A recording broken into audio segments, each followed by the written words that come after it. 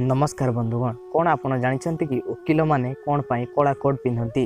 जदि जानी नाहंती एवं जानिबा को चाहूचंती वकिल माने कौन पाई कला कोट पिंधि ताहंती ताहले ए वीडियोटी शेष पर्यंत देखंतु।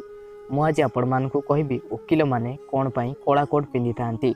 तो चलंतु जानिबा। जदि आपनकु एमती इंटरेस्टिंग वीडियो देखिबार अछि ताहले आम चैनल को सब्सक्राइब करंतु और वीडियो को लाइक एवं शेयर करंतु। शीत हेउ बा गरम वकिल माने सबु बेले गोटे रंगर कपड़े नजर आसी थांती। आपण माने टेलीविजन रे देखिथिबे वकिलाती करुथिबा समय रे वकिल माने कला रंगर कोट पिंधि थांती। तेबे वकिल मानकर एही ड्रेस कोड आजि कारण हुए यह बहुत पुराना। केबे भाबिचंती कि एही वकिल माने काहेकि एपरि कला कोट पिंधि थांती? वकिलातीर आरंभ 1327 रे होइतिला।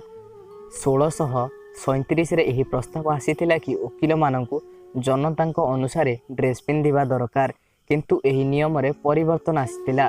1694 ब्रिटिश राणी मेरी बसंत रोग रे देहांत हो जाइतिला।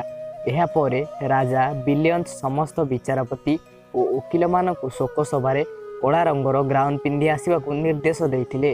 वकिल माने एही आदेश को पालन करथिले।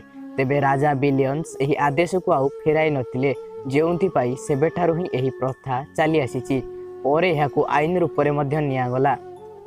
अधिनियम 1961 अनुसार अदालत को धड़ा टाई सह कला कोट पिंधि आसवा बाध्यतामूलक कर दिगला, जहाद्वारा समस्त वकिल माने कोर्ट को कला कोट पिंधि आसिले।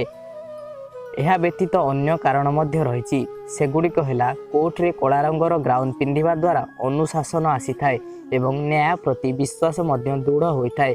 कला रंग को शक्तिर अधिकार एवं आत्मविश्वासर प्रतीक बोली मध्य कहा जाई थाए।